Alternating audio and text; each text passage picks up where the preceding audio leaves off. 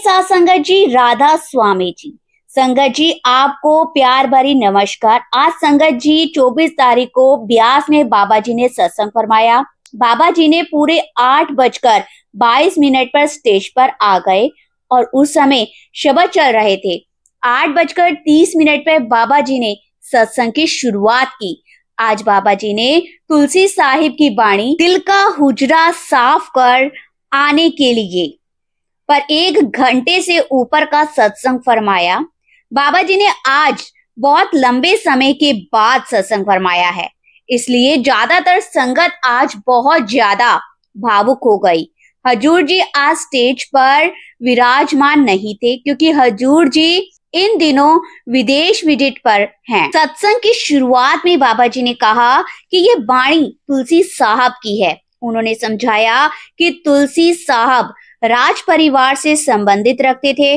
उनके जीवन के शुरुआती समय के बारे में अधिक जानकारी नहीं मिलती, लेकिन बाद में उन्होंने हाथरस में अपना डेरा स्थापित किया। बाबा जी ने यह भी बताया कि स्वामी जी महाराज का परिवार भी उनकी शरण में गया था। इस वाणी का जिक्र करते हुए बाबा जी बोले, दिल का हुजरा साफ कर जाना के आने के लिए।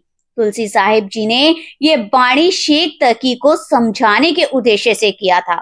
एक और तुलसी साहब हिंदू परंपरा से जुड़े हुए थे, जबकि शेख तकी मुस्लिम धर्म का पालन करते थे।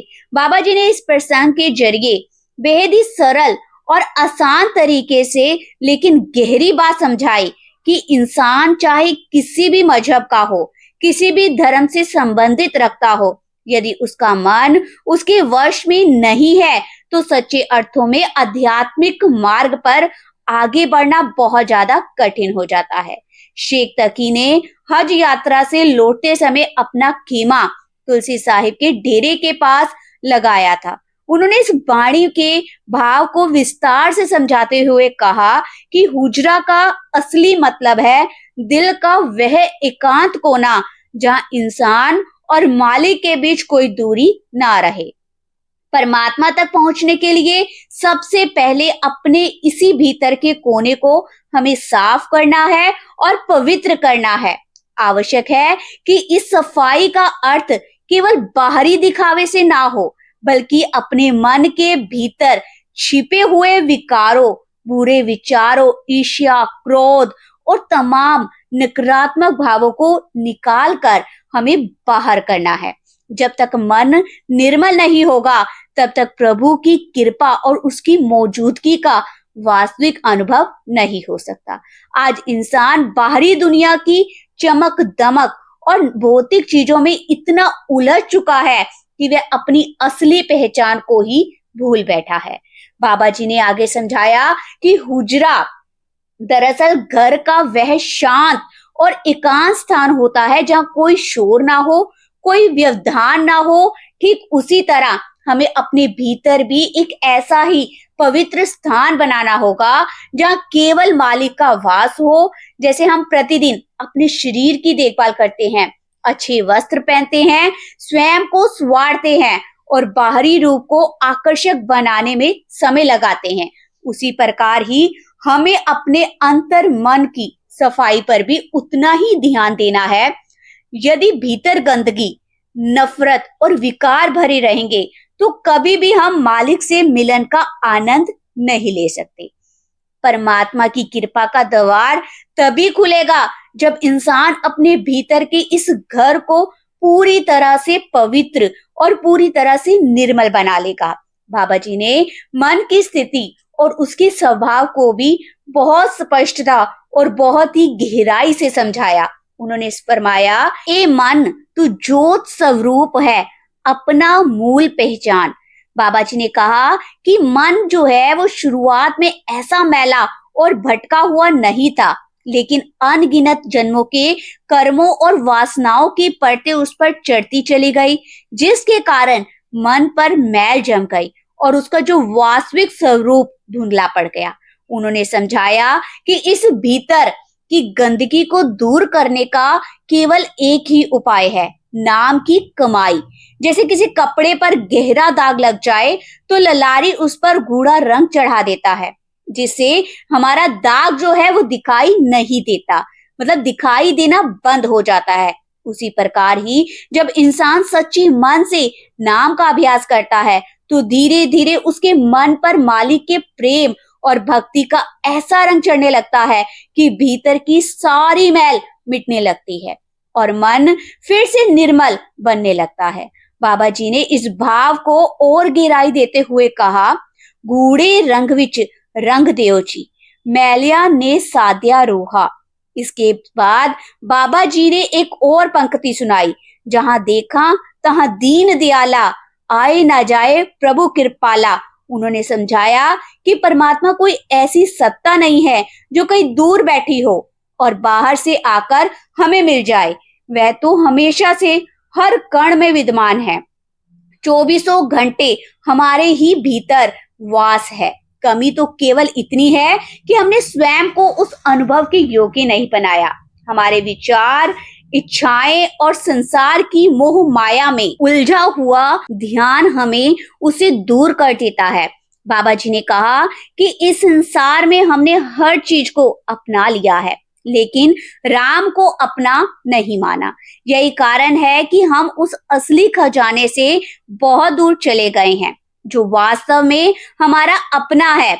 इसके बाद आप जी ने हजूर महाराज जी की वह बहुत ही सुंदर और मर्मिक बात भी दोहराई, जिसे वे अक्सर प्रेम से फरमाया करते थे कि संसार के ये सभी रिश्ते नाते वास्तव में कर्ज के रिश्ते हैं। बाबा जी बोले, महाराज जी इन रिश्तों को बड़े ही प्यार से मीठे ठग कहा करते हैं।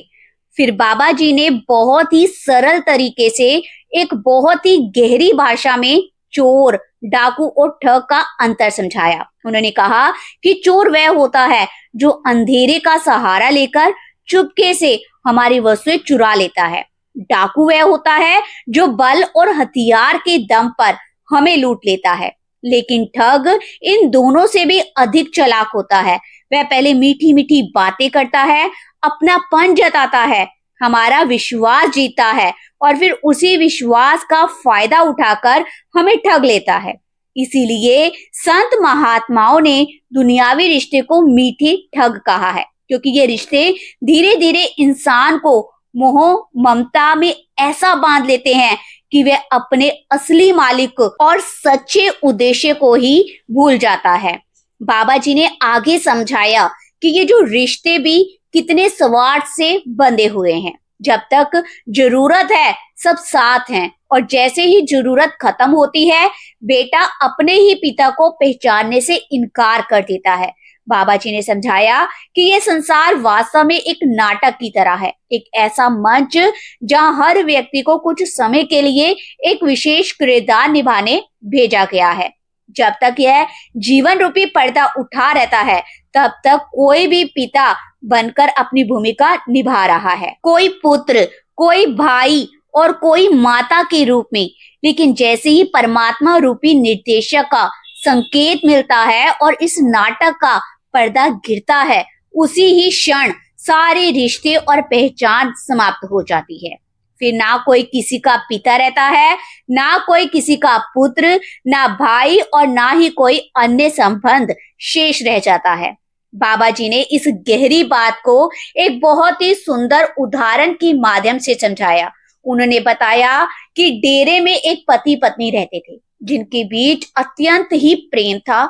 समय बीता गया और जब वे वृद्धावस्था में पहुंचे तो पत्नी ने शरीर त्याग दिया और उसके बाद पति का मन मालिक की भक्ति से हटकर पत्नी की यादों में ही अटका रहने लगा। एक दिन उसने डेरे में ही एक ऐसी पहुंची हुई रूह से पूछा जो ऊंची आध्यात्मिक अवस्था तक पहुंच चुकी थी। उसने विनम्रता से कहा, आप तो पहुंचे हुए महापुरुष हैं, क्या आप बता सकते हैं कि मेरी पत्नी इस समय किस अवस्था में है?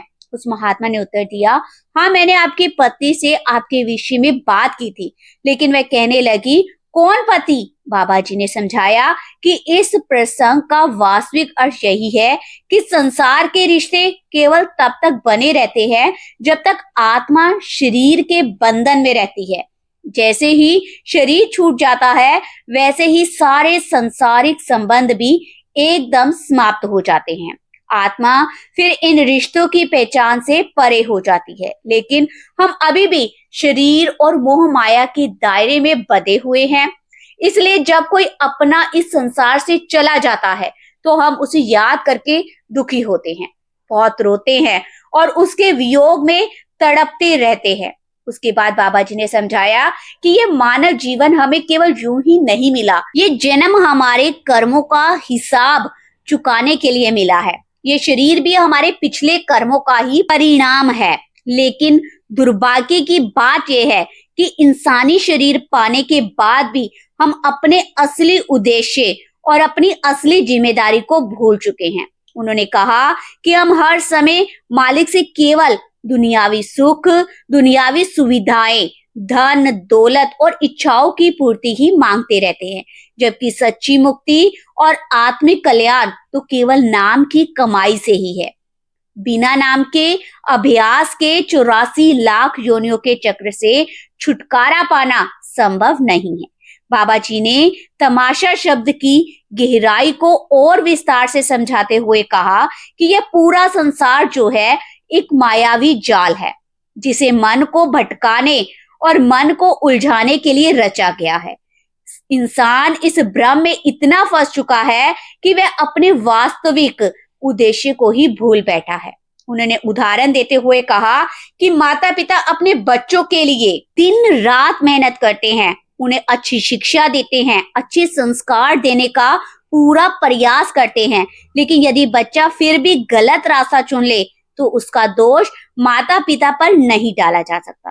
ठीक उसी प्रकार परमात्मा ने भी हमें विवेक, बुद्धि और सही गलत करने की पहचान करने की क्षमता दी है, ताकि हम अपने जीवन के असली उद्देश्य को समझ सकें।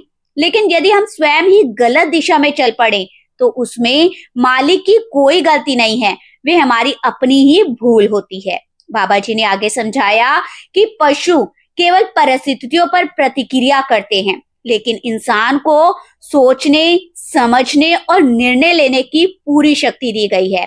हमारे हर कदम का प्रभाव पड़ता है। हमारा एक निर्णय हमें मंजिल की ओर भी ले जा सकता है और हमें भटका भी सकता है। इसलिए इंसान को ठहर कर ये विचार करना चाहिए कि आखिर परमात्मा ने उसे ये दुर्लभ मानव जीवन क्यों दिया है। क्या केवल मौज मस्ती के लिए, भोग विलास करने के लिए या दुनियावी आकर्षणों में खो जाने के लिए? बाबा जी ने आगे कहा कि हमारा ध्यान हर समय मालिक की ओर होना चाहिए। यदि जीवन के अंतिम क्षणों में भी हमारा मन जो है प्रभु से जुड़ा रहेगा तो वही हमें संभालेगा और इस भव सागर से पार लगाएगा। लेकिन यदि पूरा जीवन केवल संसार की वस्तुओं, रिश्तों और इच्छाओं में ही उलझा रहा तो जन्म मरण का ये अंतहीन चक्र कभी समाप्त नहीं होगा। बाबा जी ने सत्संग में बड़ी ही सरलता से लेकिन गहरी भावना के साथ हम सबको ये समझाया कि इंसान हर पल सुख और शांति की तलाश में भटकता रहता है। वे सोचता है कि संसार की वस्तुएं, धन दौलत और सुविधाएं उसे खुशी दे देंगी, लेकिन सच तो ये है कि ये माया इंसान को असली सुख नहीं देती, बल्कि धीरे धीरे उसे दुख और बेचैनी की ओर ले जाती है। चाहे मनुष्य कितनी भी दुनियावी चीजें हासिल कर ले, उनसे मिलने वाली खुशी कभी स्थायी नहीं होती। बाबा जी ने आगे कबीर साहब की वाणी का उल्लेख करते हुए कहा कि यह अनमोल मानव जीवन केवल प्रभु को पाने के लिए मिला है। इसी भाव को मीराबाई ने भी अपनी वाणी में व्यक्त किया था। उन्होंने कहा था कि धनवान व्यक्ति भी दुखी है और निर्धन तो स्वयं दुख का रूप बन चुका है। अर्थात ये माया एक ऐसा जाल है जिसमें फंसकर ना अमीर को सच्चा चैन मिलता है और ना ही गरीब को संतोष मिलता है। उन्होंने समझाया कि जब तक इंसान के भीतर मन की शांति पैदा नहीं होती, तब तक जीवन में स्थिरता आ ही नहीं सकती। सच्चा सुख केवल तब मिलता है जब मन भीतर से शांत और स्थिर हो जाए। बाहर चाहे इंसान कितनी भी सजावट कर ले, कितना भी धन और भौतिक सुख इकट्ठा कर ले, यदि उसका मन अशांत है तो सब कुछ व्यर्थ है। यही चंचल मन बार बार हमें संसार की ओर खींच ले जाता है।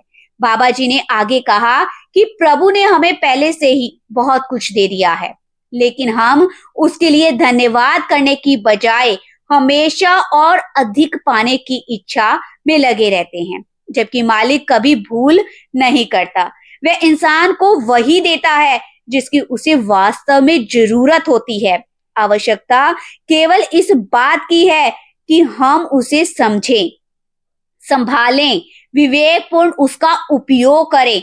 और यदि इंसान इस दृष्टिकोण से जीवन जीना शुरू कर दे तो उसका जीवन अपनी वास्तविक उद्देश्य की ओर स्वयं बढ़ने लगेगा।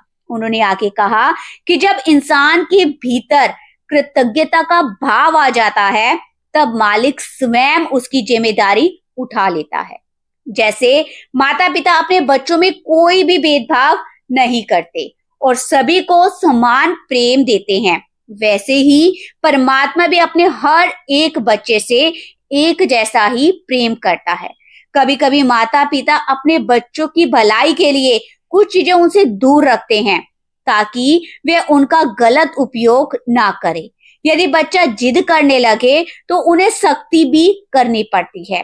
ठीक उसी प्रकार ही मालिक भी हमें संभालने और सही राह पर रखने के लिए कई बार परिस्थितियों के माध्यम से हमें समझाता है। फिर बाबा जी ने इंसान की बढ़ती हुई इच्छाओं पर प्रकाश डालते हुए कहा कि प्रभु ने हमें जरूरत से कहीं अधिक दिया है, लेकिन हमारी लालसाएं इतनी बढ़ चुकी है कि हम जो कुछ मिला है उसका आनंद लेना ही भूल गए हैं। मालिक ने भी हमें हमारी क्षमता और हमारी जरूरत के अनुसार सब कुछ दिया, लेकिन जब इंसान अपनी इच्छाओं का दायरा लगातार बढ़ाता जाता है तब उसे सुख नहीं बल्कि बेचैनी और अशांति मिलने लगती है। बाबा जी ने आगे कहा कि मालिक ने हमें हमारी आवश्यकता से कहीं अधिक दिया है, फिर भी हम दिन रात कुछ ना कुछ मांगते ही रहते हैं।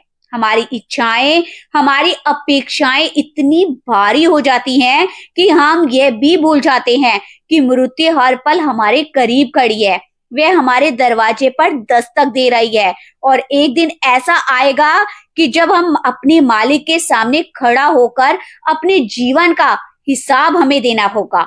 उस समय हम क्या उत्तर देंगे? बाबा जी ने आगे समझाया कि हमारे हर कर्म का लेखा जोखा हमें स्वयं देना पड़ेगा। इसे जीवन के हर कदम बहुत ही सोच समझ कर रखना चाहिए। उन्होंने कहा, कर्म तू जो जो करेगा तो वही फिर तुझे भोगना पड़ेगा। इसके बाद बाबा जी ने आगे समझाया कि आज इंसान इस संसार के मोह और आकर्षण में इतना उलझ चुका है कि उसने उस मालिक की उंगली ही छोड़ दी है जो उसे सही रास्ता दिखा सकती थी। फिर उन्होंने एक बहुत ही सुंदर उदाहरण दिया।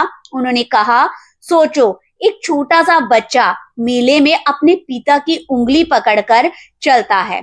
चारों ओर की रंग बिरंगी चीजें उसे बहुत सुंदर और आनंददायक लगती है क्योंकि उसे विश्वास होता है कि उसके पिता उसके साथ है। लेकिन जैसे ही वह बच्चा पिता की उंगली छोड़ देता है, वही मेला, वही भीड़ और वही दृश्य उसे डराने लगते हैं। वे घबरा जाता है और खुद को असहाय महसूस करने लगता है।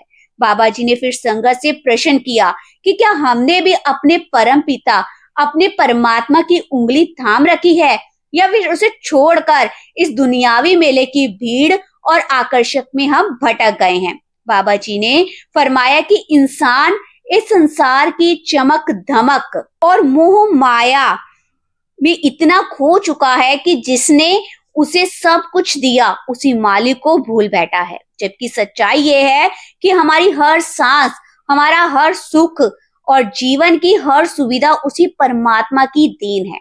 हमारी रक्षा करने वाला, हमें संभाल कर रखने वाला वही परमात्मा है। लेकिन इस जीवन रूपी मेले में भटकते भटकते हम उसी का सहारा छोड़ चुके हैं। बाबा जी ने समझाया कि अब समय आ गया है कि इंसान अपनी सोच को, अपने जीवन को गंभीरता से परखे। जरा विचार कीजिए, जिसने हमें जीने के लिए हर जरूरी चीज प्रदान की है, उसके लिए हमारे पास कुछ पल भी नहीं होते। लेकिन यदि कोई व्यक्ति हमारा छोटा सा भी काम कर दे तो हम उसके सामने सिर झुका देते हैं, बार बार उसका धन्यवाद, उसका शुक्राना करते हैं। जिस मालिक ने हमें जीवन, हमें सांसें और सब कुछ दिया है, उसके लिए हमारे पास समय नहीं है। लेकिन जिनसे हमें थोड़ी सी भी सहायता मिल जाती है, उनके आगे हम कई बार झुककर सलाम भी करते हैं। तो बाबा जी ने आगे यही कहा कि इंसान को अपने मालिक के लिए समय अवश्य निकालना चाहिए। परंतु हमारी स्थिति ये हो गई है कि यदि हम थोड़ा सा समय निकाल भी लेते हैं तो वह केवल एक रस्म बनकर रह जाती है। हम सत्संग में बैठते तो जरूर हैं, लेकिन मुश्किल से कुछ मिनट ही हमारा ध्यान टिक पाता है। थोड़ी देर बाद ही मन इधर उधर भटकने लगता है। कोई अपनी दुकान पर, कोई कारोबार के बारे में सोचने लगता है, तो कोई बच्चों में और घर परिवार की चिंताओं में खो जाता है। बाबा जी ने आगे बहुत ही सच्चाई और सरलता से कहा कि हम अपने बच्चों को हर दिन समझाते हैं कि पढ़ाई में मन लगाओ, तभी उसका फल तुम्हें मिलेगा। लेकिन जब बात खुद की आती है और हम सत्संग में बैठते हैं, तब हम ध्यान लगाने की सच्ची कोशिश भी नहीं करते। फिर बाबा जी ने स्पष्ट शब्दों में कहा कि सत्संग कोई मनोरंजन या दिखावा नहीं है, या कोई जादू या चमत्कार नहीं दिखाया जाता। यह एक ऐसी जगह भी नहीं है जहाँ केवल आकर बैठ जाना ही पर्याप्त समझ लिया जाए। सत्संग वह पवित्र स्थान है जहाँ इंसान को अपने मन को काबू करने के लिए उस परमात्मा का नाम जपना पड़ता है, अभ्यास करना पड़ता है, तभी हम उस परमात्मा से जुड़ सकते हैं और अपने मन को काबू कर सकते हैं। सो गुरु प्यारी साध संगत जी, आज का ये सत्संग था। गुरु प्यारी साध संगत जी, आपसे विनती है कि आप कमेंट में राधा स्वामी जरूर लिखिएगा। आप हमारे इस चैनल को सब्सक्राइब भी जरूर कीजिएगा, ताकि जब भी कोई नई वीडियो हो, बाबा जी का कोई नया सत्संग हो या कोई कार दर्शन की वीडियो हो, आप तक पहुंचा सके। राधा स्वामी जी।